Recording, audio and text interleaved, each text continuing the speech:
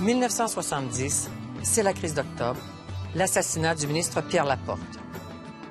C'est aussi l'année où le Québec se donne son programme social le plus ambitieux, l'assurance maladie.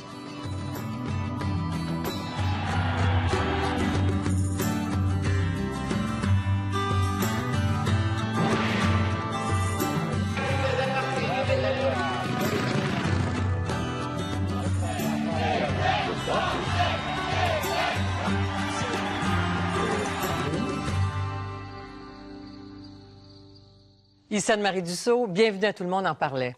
Vous connaissez sûrement l'expression « la castonguette », le surnom donné à l'assurance maladie du Québec. Cette expression populaire vient du nom de Claude Castonguay, le ministre architecte du système de santé québécois. Au début des années 70, le Québec est la dernière province canadienne à s'offrir un système de santé universel et gratuit. N'empêche que la naissance s'est faite dans la douleur.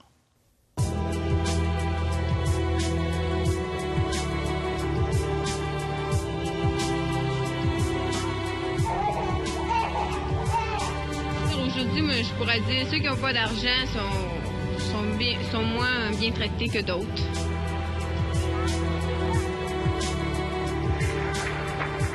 Quand ils veulent avoir un bon médecin, ils sont obligés de payer le prix. Ils s'endettent par-dessus la tête pour aller se faire soigner. C'est incroyable.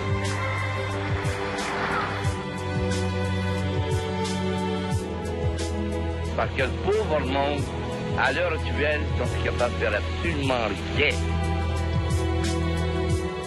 On connaissait nos familles qui étaient moins favorisées. Ça passait dans les profits et pertes. Alors c'est un peu, au fond, une façon de donner des soins à des gens qui n'auraient pas pu en savoir autrement. Sauf que ça manquait un petit peu de...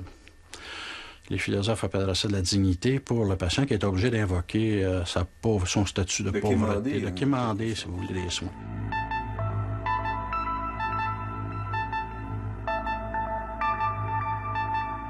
Devant la pression publique, le premier ministre Daniel Johnson crée en décembre 1966 une commission d'enquête. Son président, Claude Castonguay, est vite frappé par l'état lamentable du système de santé au Québec. Il n'y avait aucun système de dépistage des grossesses à risque, par exemple. Aucun système qui favorisait une visite assez précoce auprès du médecin pour les femmes enceintes, avec le résultat que dans certains endroits là, au Québec, le taux de mortalité infantile était très élevé.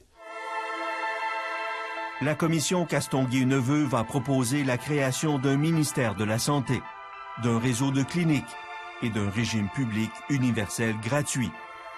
Il reçoit l'appui des omnipraticiens et les médecins de famille, surtout ceux qui œuvrent dans les milieux défavorisés. Les grosses familles venaient de la Maisonneuve en général, avaient un peu d'argent, mais pas suffisamment, disons, pour défrayer les maladies sérieuses. Et c'est un peu ça qui nous rapprochait de la thèse de M. Castonguay à ce moment-là, d'avoir un régime universel. Mais les médecins spécialistes ne sont pas d'accord, ni sur la nature de la maladie, ni sur le remède. Le président de leur fédération est le docteur Raymond Robillard. La plupart des gens avaient une assurance, la Croix-Bleue, Zurich. Alors, il n'y avait pas vraiment de difficulté d'accès aux soins médicaux. Ça a été grossièrement exagéré. Mais ça faisait partie de la propagande. Il a été préparé par les membres de la délégation québécoise. Le gouvernement de Daniel Johnson hésite à s'engager dans une réforme aussi majeure. Il tergiverse. Nous avons constamment des projets en discussion. Tous n'aboutissent pas. Nous en avons assez de l'immobilisme, du ne bougez pas, M. Johnson. Mais en 1970, lorsque Jean Lesage cède sa place à Robert Bourassa à la tête du Parti libéral, les Québécois attendent toujours. Claude Castonguay décide alors de plonger en politique dans l'équipe libérale pour aller défendre son projet et le mener à terme. J'avais mis tellement de moi-même avec les membres de la commission que j'avais à cœur de faire en sorte que ça se transpose à des actions concrètes. Pendant la campagne électorale de 1970, le ralliement créditiste mène la charge contre un régime public d'assurance santé. Camille Sanson dirige la marche. Mesdames, Messieurs, on est en train de détruire votre pouvoir d'achat dans la province de Québec en vous taxant et en vous retaxant. C'est l'impôt provincial sur le revenu, c'est le comité paritaire, c'est la barbotte provinciale qu'on appelle le régime des rentes et ce sera l'assurance santé qui viendra continuer à prendre sur votre paye. Est-ce que nous avons le moyen de continuer dans ce sens-là ou est-ce qu'on veut un vrai changement?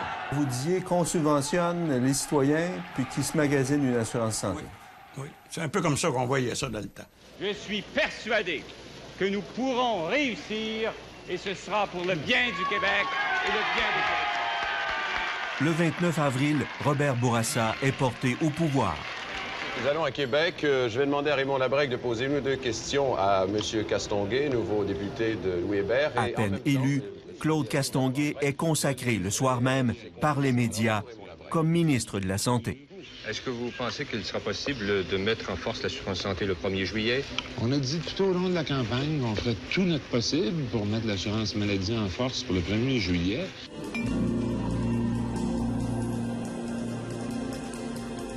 Mais 2 mois ne vont pas suffire pour réaliser une transformation aussi importante.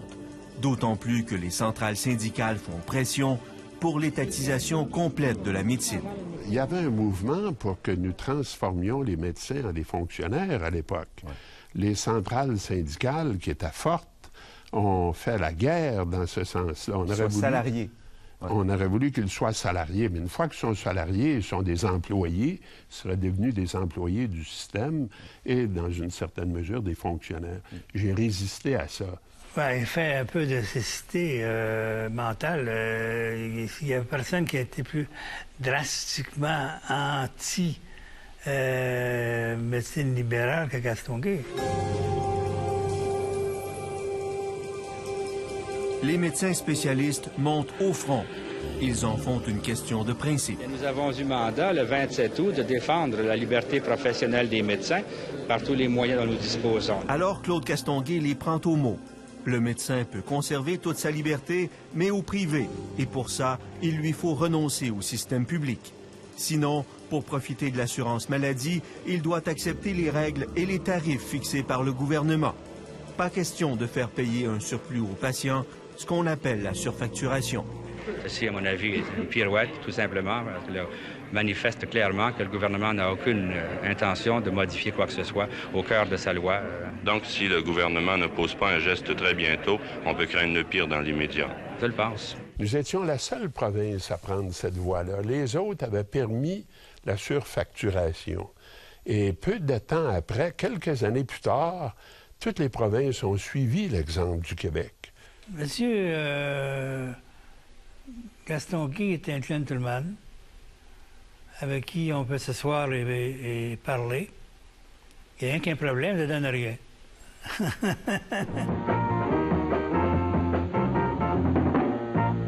D'après vous, docteur, à quel niveau se situe le mal? Juste, vous voyez là, juste à la place du cœur, là, un peu. Juste ce côté-là. Hein? Voyez-vous? Ça y est, je l'ai. Je l'ai, la vraie cause du mal.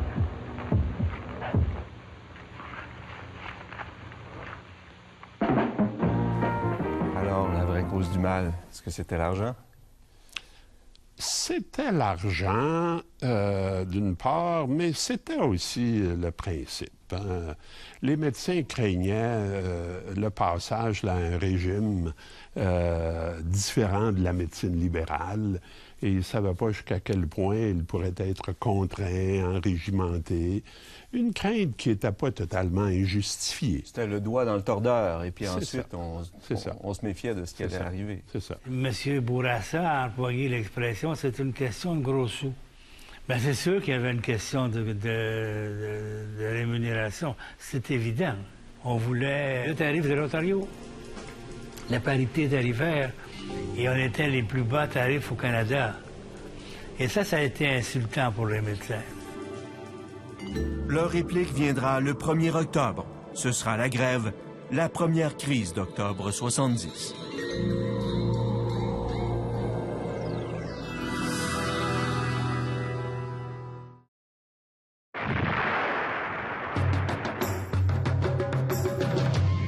Viens, un nouveau jour va va se lever et son soleil brillera pour la majorité qui s'éveille comme un enfant devenu grand avec le temps.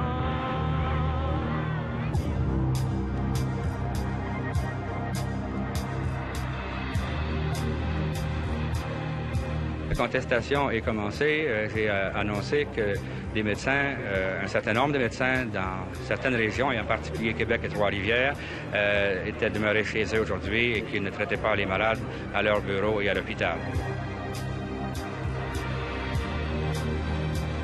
C'était une situation qui était grave, évidemment, d'autant plus qu'il n'y avait aucune législation comme il y en a présentement dans les autres domaines pour assurer les services essentiels ou encore pour établir la légalité ou la non-légalité d'un arrêt de travail. Donc vous étiez complètement démunis légalement? Nous étions dans un vide complet. Les médecins omnipraticiens n'embarquent pas dans le mouvement de grève. Les spécialistes sont seuls au combat et traînent comme un boulet leur réputation de privilégiés parmi les privilégiés. On n'a pas eu la sympathie du public parce que les journaux, les médias d'information déformaient systématiquement.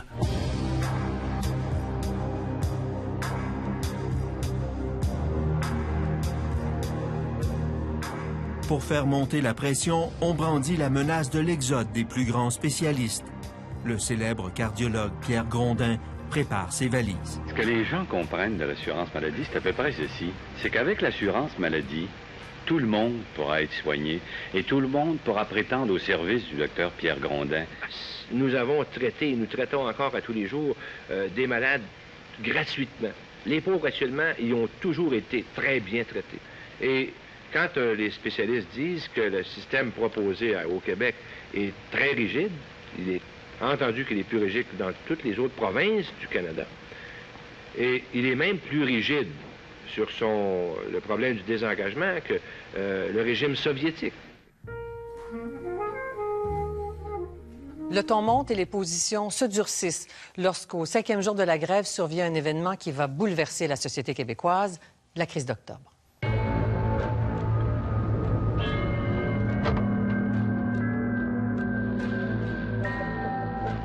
Je vous demande donc un geste d'absolue bonne foi. Relâchez M. Cross immédiatement. Il reste que nous ne pouvons pas comprendre, nous, comme tous les Québécois, ni admettre, ni justifier un tel geste. Le lendemain de l'enlèvement de l'attaché commercial James Richard Cross par le FLQ, Claude Castonguay se retrouve aux côtés de Robert Bourassa. La scène est irréelle. C'est la crise médicale qui est considérée comme prioritaire.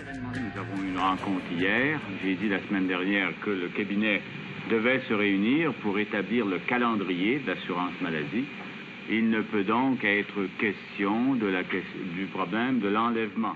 J'ai vécu pendant un certain nombre de jours une situation extrêmement difficile. Il y avait comme une crise de trop, là. Oui, il y avait une crise de trop et moi, j'étais malgré tout là, assez surpris de penser que dans ce contexte-là, les médecins n'ont pas voulu au moins faire une pause. Ma première réaction, ça a été de répondre « ce problème-là ne nous regarde pas ». Le ministre québécois du Travail et de l'Immigration, M. Pierre Laporte, a été kidnappé au début de la soirée alors qu'il prenait un moment de... J'espérais que les médecins spécialistes rentreraient au travail sans qu'on soit obligé de les forcer. Voici un bulletin spécial d'information.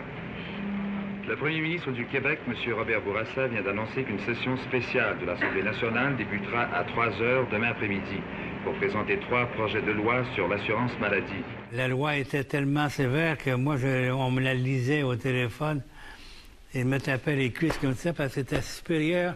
Je disais à mon avocat, c'est plus qu'on pouvait espérer. En quoi?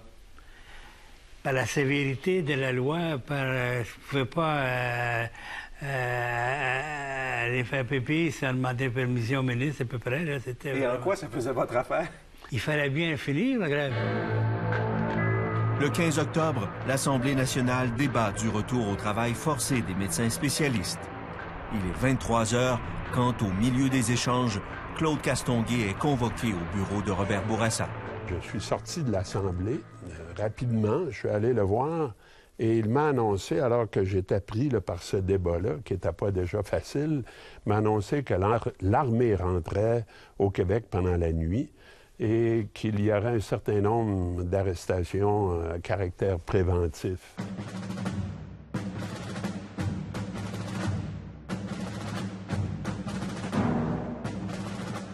Nous avons fini probablement vers 1h30, 2h du matin, quelque chose du genre. Et l'armée est rentrée au Québec une heure Et plus l'armée tard. est entrée une couple d'heures plus tard. Et alors, vous pouvez imaginer là, dans quel contexte, dans quel climat le vote s'est pris à l'Assemblée et dans quel état d'esprit moi j'étais au moment où le vote s'est pris sur les 3 projets de loi là, que j'avais présentés.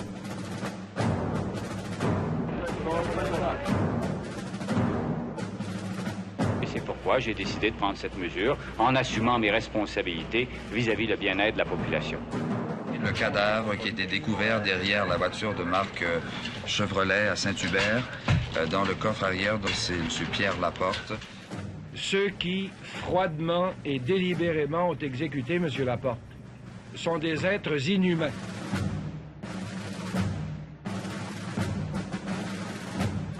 C'est donc au pire de la crise d'octobre que l'assurance maladie voit le jour, en même temps qu'on impose le retour au travail des spécialistes.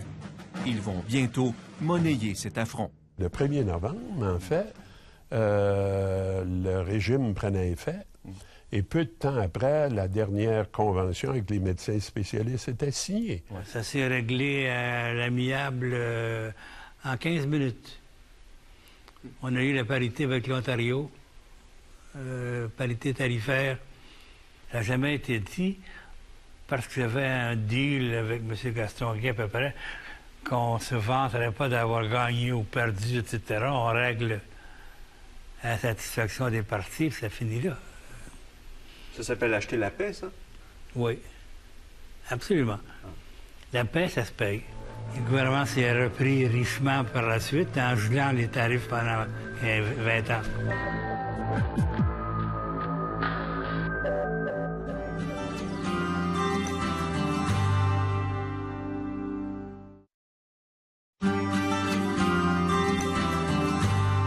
Une fois sa réforme mise en place, Claude Castonguay quitte la vie politique. Il n'y aura passé que 3 ans.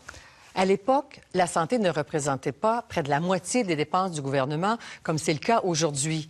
Mais déjà, tout le monde en parlait. Vous êtes ici à l'urgence depuis quand? Depuis hier au matin. Le corridor? Là, c'est ça, dans le corridor. Il n'a jamais été aussi difficile de se faire soigner au Québec. Si vous êtes malade, il n'est plus question, ou presque plus question, de faire venir le médecin à la maison.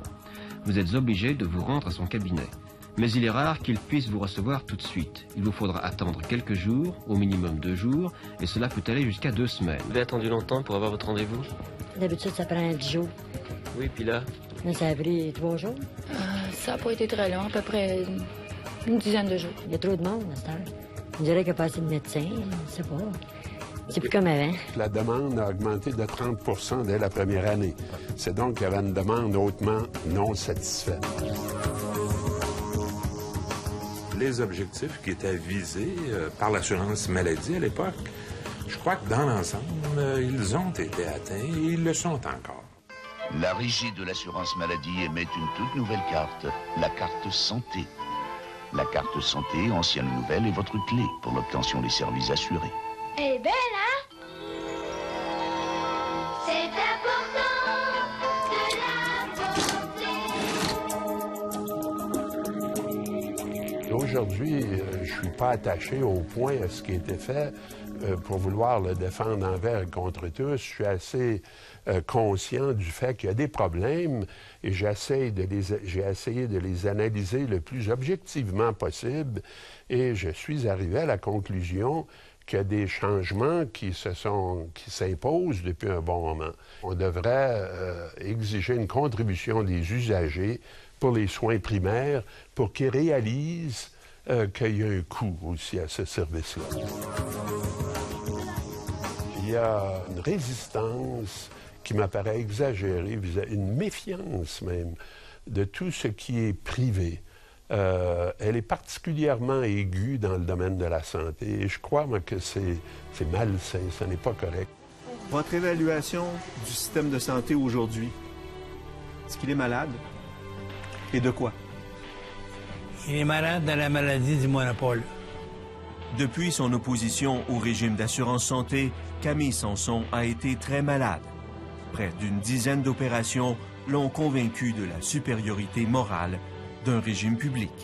Ça m'a pris un peu de temps à le comprendre, mais je comprends qu'il faut que ça soit pour tout le monde, de la même façon.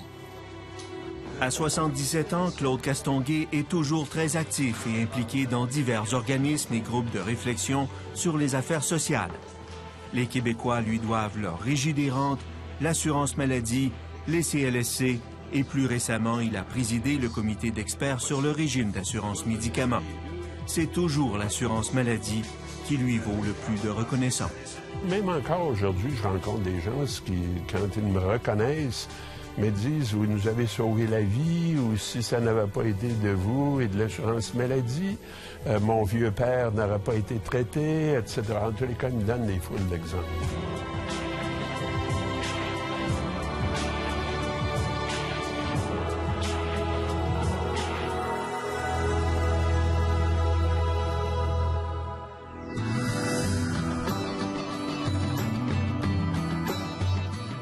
Président de commission et se faire élire en politique, puis mettre en application un régime aussi complexe qu'un régime d'assurance maladie universelle. Bravo.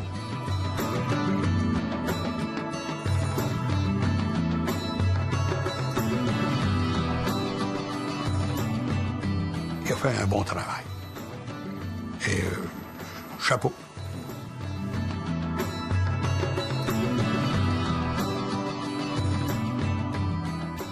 C'est pas vraiment ma création, mon bébé, c'est la société québécoise qui a réalisé ça.